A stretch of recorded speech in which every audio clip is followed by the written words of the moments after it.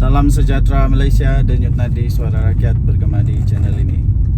Tuan-tuan dan puan yang dihormati sekalian, baru sebentar tadi saya bangun dan belik-belik newspaper. Ada satu akhbar media arus perdana secara elektronik yang membuat satu artikel lah, yang telah merilis satu artikel yang mana artikel itu bertajuk Rafizi letak jawatan jika kalah pemilihan PKR. Wow, ini luar biasa nih. Rafizi yang sudah cukup lama bersama-sama dengan Datuk Seri Anwar Ibrahim, betulkah akan letak jawatan? Pada pendapat anda setujukah, sesuaikah jika Rafizi letak jawatan? Sesuaikah kalau Rafizi letak jawatan? Pada pendapat saya, itu hanya satu persepsi. Hanya satu war-war yang belum tentu benar.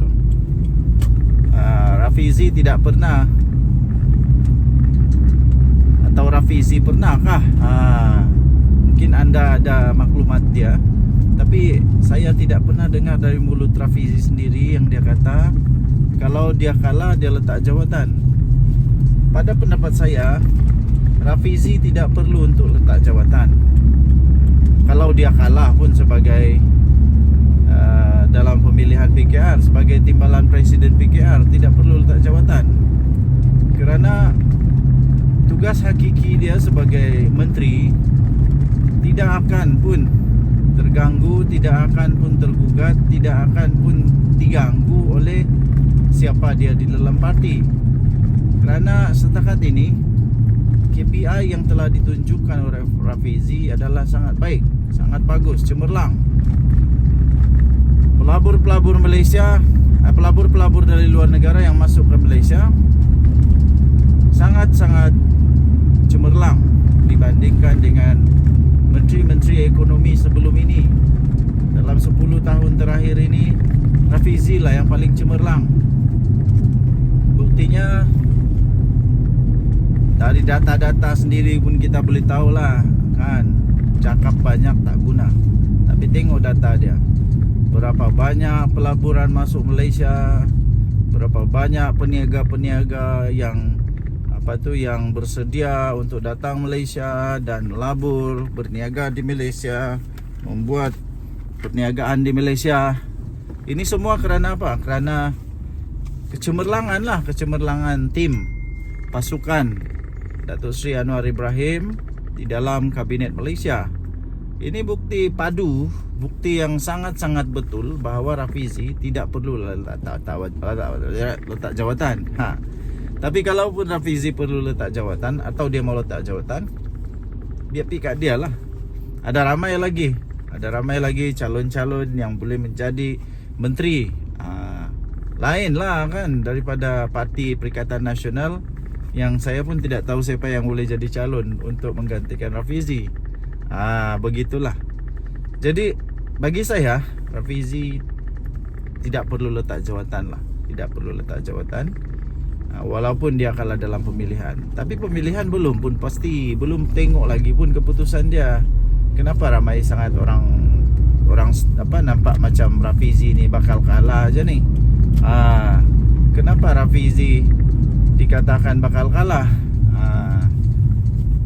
Kenapa dalam PKR pun ramai orang lihat yang ada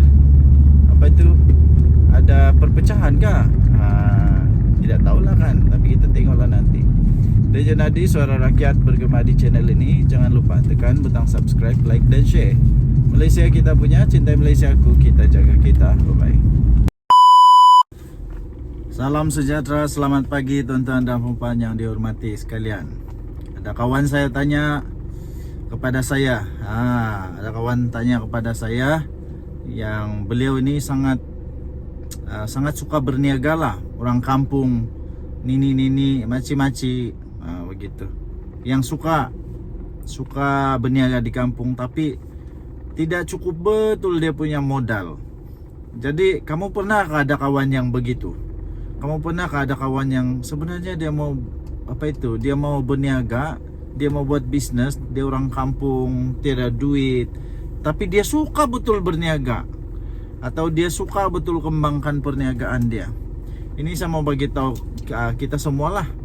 Rupanya ada satu skim pembiayaan yang boleh dapat sampai 100.000 ringgit.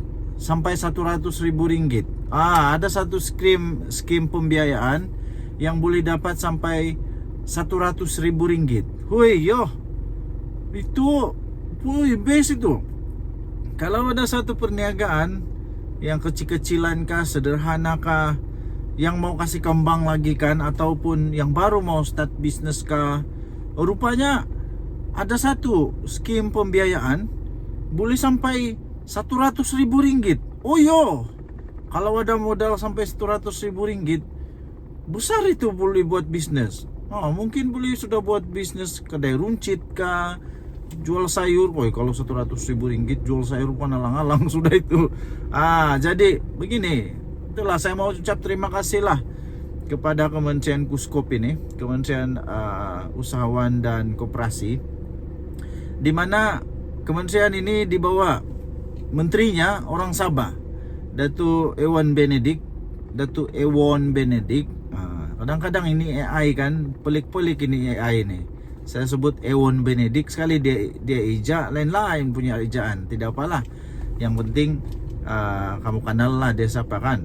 Jadi menteri ini sangat bagus lah. Dia bekerja sampai sekarang, ramai sudah orang kampung, orang separuh kampung yang sudah dapat manfaat daripada skim pembiayaan ini. Sudah ramai orang yang dapat manfaat lah, dibantu melalui perniagaan dia orang makin maju di kampung, sebab ada skim perniagaan yang boleh, skim pembiayaan yang boleh tulung-tulung diorang kan. Jadi kalau kamu mau tengok dia punya kelayakan, macam mana syarat dia, kamu boleh masuk di Kuskop. Type saja di Google KUSKOP, Kuskop.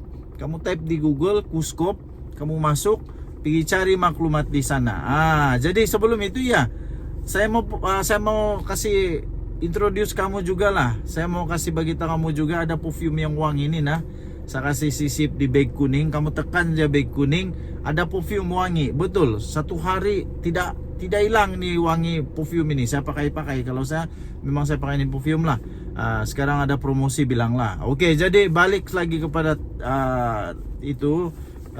skim pembiayaan itu. Kamu masuk di Kuskop, kamu cari maklumat dia. Hantar dokumen yang diperlukan. Kamu pergi dengar dia punya ceramah kah, kursus kah, apa sajalah yang perlu kalau perlu. Orang bilang mau 1000 cara, tidak mau banyaklah kau punya alasan. Kalau betul-betul mau berjaya, betul-betul mau berniaga, apa saja syaratnya mesti kau dengar, kau ikut. Semua itu syarat itu untuk berjaya. Begitu. Bukannya senang-senang mau berjaya. Kalau senang-senang mau berjaya, tapi alah, ambil nih pembiayaan kalau begitu. Cobalah kan begitu. Jadi kamu cepat-cepat tengok di Kuskop, tekan di sana. Sekali lagi terima kasih lah kepada menteri yang sangat hebat ini, Datuk Ewan Benedik, yang memperkenalkan dengan lebih lagi. Memang sudah terkenal pun di Kuskop, tapi dengan menteri ini bila dia datang pergi Sabah kan, bawa ini Kuskop, ramai sudah orang dapat manfaatnya. Ada beza lah menteri yang buat kerja sama menteri yang tidak buat kerja kan. Menteri yang buat kerja ini selalu sungguh-sungguh. Oke, so terima kasih sekali lagi. Kamu masuk di Kuskop, carilah itu pembiayaan di bawah tekun. Kamu cari itu pembiayaan di bawah tekun nasional. Oke, kamu masuk sebab tekun ini di bawah Kuskop juga. Oke, jadi terus masuk di Kuskop, cari tekun, ada pembiayaan yang boleh sampai 100.000 ringgit. Siapa mau kasih kan? Tapi ini perlu berusaha lah untuk bayar balik. Oke, kita jumpa lagi. Bye bye.